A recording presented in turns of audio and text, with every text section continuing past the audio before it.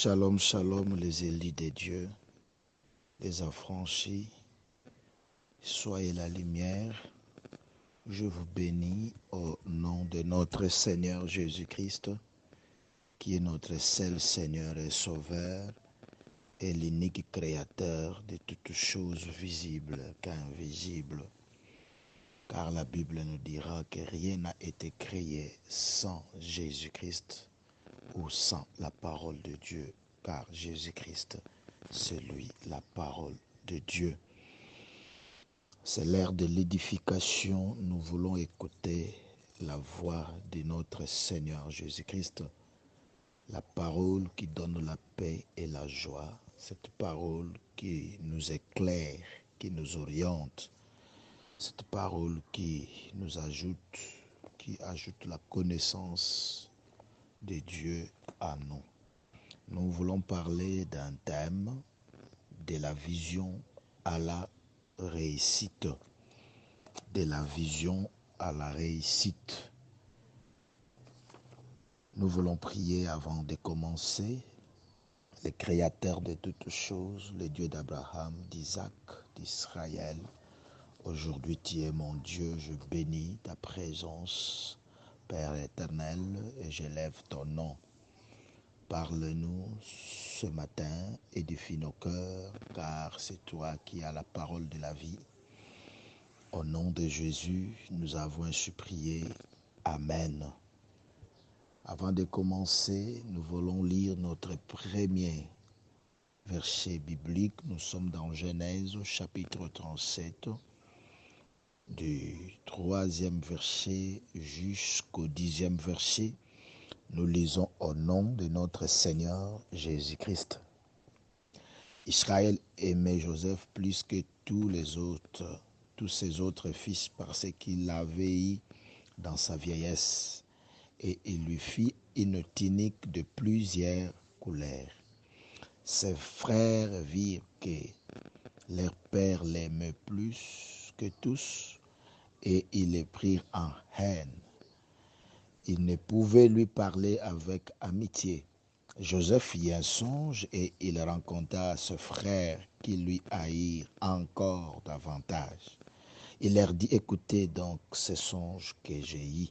Nous étions alliés de gerbes au milieu de champs, et voici ma gerbe s'éleva et s'étend debout, et vos gerbes l'entourèrent et se prosternèrent devant elle.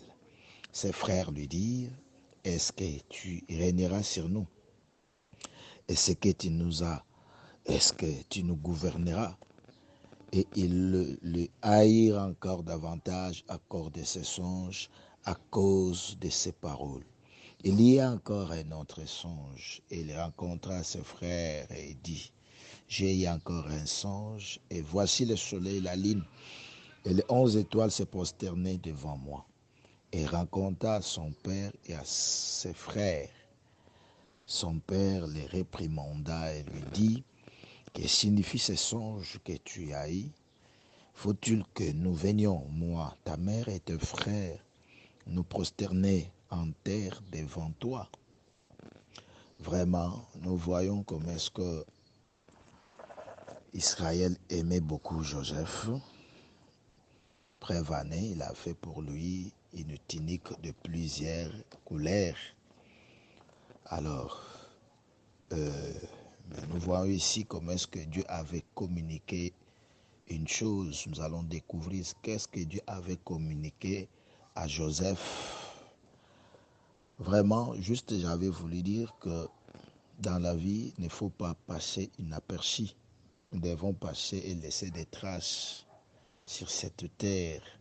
Si aujourd'hui nous parlons de Joseph, et toi aussi, un jour, même tu n'es plus, que tu puisses laisser des bonnes traces pour qu'on puisse parler de vous.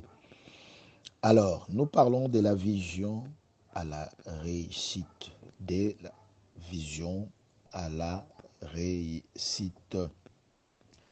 Et nous voulons voir une chose, qu'il y a une différence entre projet et vision. Donc, nous voyons d'abord comment est-ce que Joseph avait eu les songes. Les songes, c'est un langage de Dieu. Comme nous venons le voir dans Job 33, 14 à 18. Cependant, Dieu parle tantôt d'une manière, tantôt d'une autre. Et nous connaissons la suite. Ici, c'est la vision personnelle. Donc, les songes ici que Joseph a veillé, c'était sa vision personnelle. Donc, Dieu lui communiquait la vision. Donc, dans les songes de Joseph, il y avait communication de la vision de Dieu à Joseph. C'est pourquoi j'avais voulu dire qu'il y a une différence entre projet et vision. Donc, lorsqu'on parle de projet, les projets, c'est ce qui forme un homme. Donc, les projets, ça vient de nos propres pensées. C'est ça qu'on appelle projet. J'ai un projet. Donc, ça, les projets, c'est un homme qui est en train de raisonner dans ses pensées, de faire quelque chose. Mais tandis que la vision vient de Dieu. Et Dieu ne peut donner la vision à celui qui a sa pensée, pas à n'importe qui. Donc, celui qui a la maturité. Donc, Dieu ne communique jamais sa pensée, sa vision à n'importe qui. Mais Dieu partage sa vision ou sa pensée avec celui qui a la même pensée avec lui, celui qui a la maturité. Ils étaient à 12, mais Dieu est en train de communiquer la vision à Joseph parce que Joseph n'était pas n'importe qui. Donc, Joseph, il était petit, mais Dieu lui voyait mature. En lui, il y avait la pensée. Donc, il raisonnait comme Dieu parce que Dieu ne peut jamais communiquer sa pensée à n'importe qui parce que Dieu est jaloux de tout ce qui vient de lui. Il veut communiquer, il veut donner la responsabilité à celui qui n'échouera jamais. Donc, si tu penses comme Dieu, si tu es mature, Dieu communiquera sa vision à vous. Nous allons définir la vision en deux façons. La première étape, la vision, qu'est-ce que la vision? La vision, c'est l'image claire, précise venant de Dieu. C'est ça la vision. Nous avons dit que les projets, c'est ce que nous nous formons, c'est nos pensées qui fonctionnent pour faire des projets. Mais ici, dans la vision, c'est l'image claire, précise venant de Dieu. Donc, c'est-à-dire, tel que Dieu voit les choses, toi aussi, tu dois les voir. Or, sans la maturité, nous venons de le dire, sans la maturité spirituelle, tu ne verras pas les choses comme Dieu. Nous voyons, exemple, Moïse. Vous allez voir que dans le désert, ou bien devant la mer Rouge, tout le monde criait, se pleurnichait, sauf Moïse. Moïse, il voyait des choses comme Dieu. Il savait que même la mer Rouge est là, mais Dieu fera quelque chose pour qu'on puisse traverser. Donc, c'est tout Israël qui prénissait, sauf Moïse. Il voyait des choses comme Dieu. Donc, nous voyons par là que Dieu, à chaque fois, il choisit quelqu'un pour lui communiquer sa vision. Cet homme, il sera différent des autres. Il sera différent des autres. Même vous êtes 1000 sur 1000 lorsque Dieu choisit quelqu'un. Celui-là, il verra des choses comme Dieu. Or, Dieu est esprit. Celui aussi qui, celui que Dieu veut communiquer sa vision doit être aussi spirituel. Si tu es charnel, tu ne sauras jamais. D'ailleurs, Dieu ne viendra jamais à toi pour communiquer sa vision à toi. Or, pour devenir spirituel, il faut subir la transformation de ton cœur. La transformation.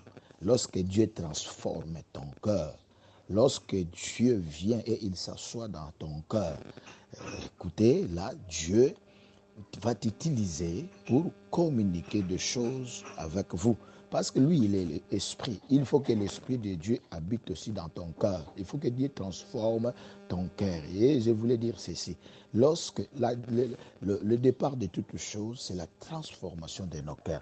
Lorsque Dieu, le Saint-Esprit, réussit de transformer ton cœur, soyez-en sûrs, mon frère, ma soeur, Dieu transformera aussi ton problème. S'il est capable de transformer ton cœur, il sera aussi capable de transformer ton problème, peu importe les étapes de la vie que tu es en train de traverser. Mais si le Saint-Esprit réussit de transformer tout celui que le Saint-Esprit transforme le cœur, en tout cas, ce dernier, celui-ci, il surprend les mondes. Donc, nous avons vu que dans notre première étape, la vision, c'est l'image claire, précise, venant de Dieu. Nous allons voir dans la deuxième étape qu'est-ce qu'est la vision. La vision, c'est la découverte de buts et les objectifs de Dieu. Donc, la vision, c'est la découverte de buts et les objectifs de Dieu. Quand vous voulez atteindre un but, il faut avoir des objectifs pour atteindre les buts. Exemple, je voulais m'expliquer. Je compte construire une maison. Donc, je dois faire quelque chose pour avoir l'argent. Parce que je ne vais pas construire avec les projets seulement, avec mes pensées. Non, je dois faire quelque chose. Donc la maison, c'est le but. Ce que je vais faire, c'est l'objectif. Donc tout homme a été créé pour un but. C'est pourquoi la Bible dit que toute chose, Dieu fait toute chose pour un but. Il faut savoir que comme tu es là, Dieu t'a créé pour un but. Donc le but là, c'est ça qu'on appelle la vision. La vision, c'est la découverte de but, l'essence de ta vie et les objectifs de Dieu dans ta vie. Donc le but là, c'est ça la vision. C'est ça la vision. Hein? Donc il faut te demander pourquoi vous êtes né dans cette famille. Hein? Beaucoup de gens qui envient les familles d'autrui, mais Dieu n'est pas bodé de t'avoir créé dans cette famille. Donc, Dieu fait chaque chose pour un but. Même il n'y a rien dans cette famille. Dieu connaît que comme toi tu es là, tu vas transformer l'environnement de votre famille. Donc, vous êtes né dans cette famille pour un but, l'objectif. Pourquoi tu es né dans cette famille où il n'y a que des sorciers? Mais toi, tu connais Jésus. C'est pour que tu puisses amener la lumière de Jésus-Christ dans votre famille. Pourquoi tu es dans cette église, là où tu pries? Pourquoi? Dieu a créé toutes choses pour un but. Il y a des choses qu'on ne peut pas faire maintenant dans la vie, mais plus tôt ou plus tard.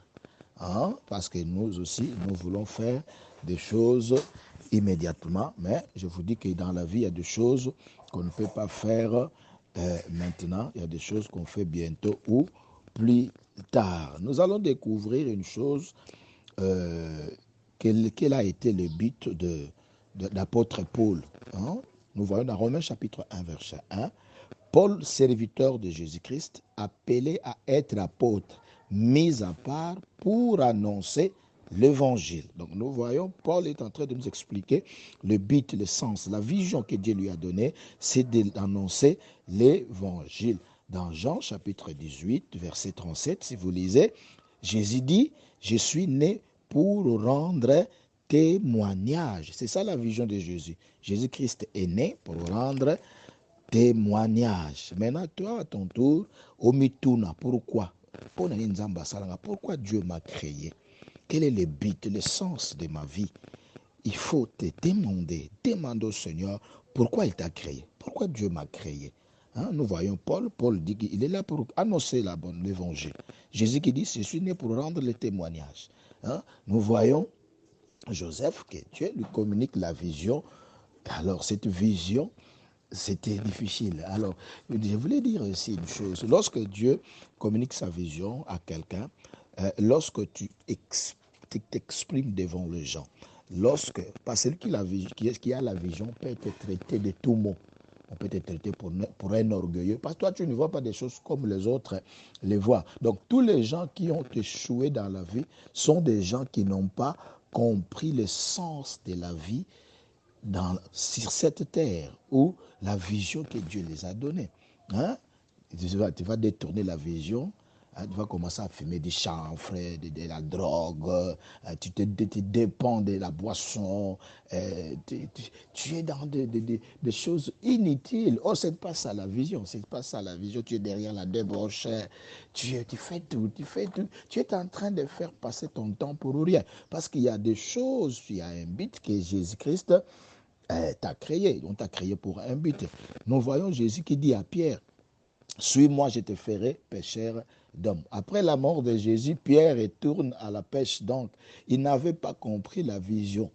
La vision qu'on lui communiquait à Jésus.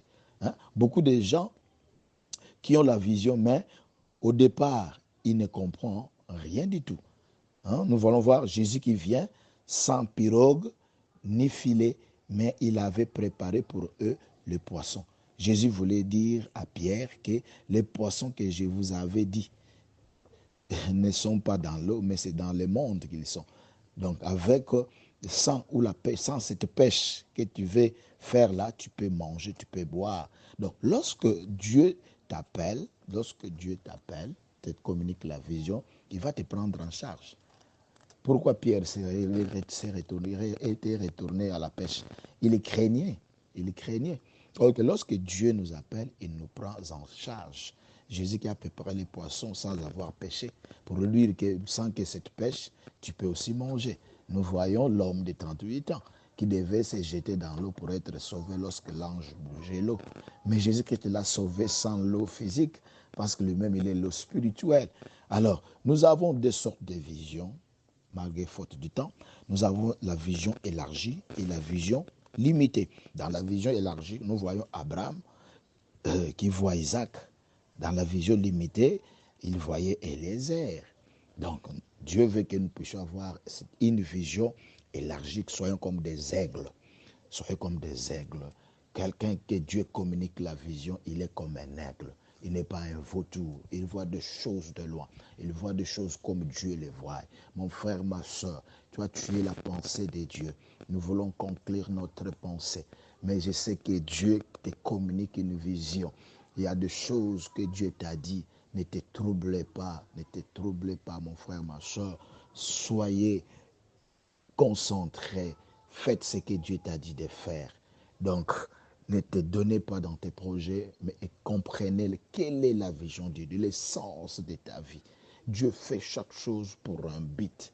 Pourquoi je suis parmi les affranchis? Pourquoi? C'est pour un but. Tu as un but que tu devras atteindre. Nous devons travailler de tout nos cœurs, de tout notre cœur, et nous allons voir comment est-ce que Dieu va faire des choses. Ayons la vision élargie, soyons des aigles, voyons des choses comme Dieu les voit. Lorsque les autres voyaient la mer rouge, mais il y a quelqu'un qui voyait les déserts. Lorsqu'il voyait les déserts, il y a quelqu'un qui voyait la terre promise.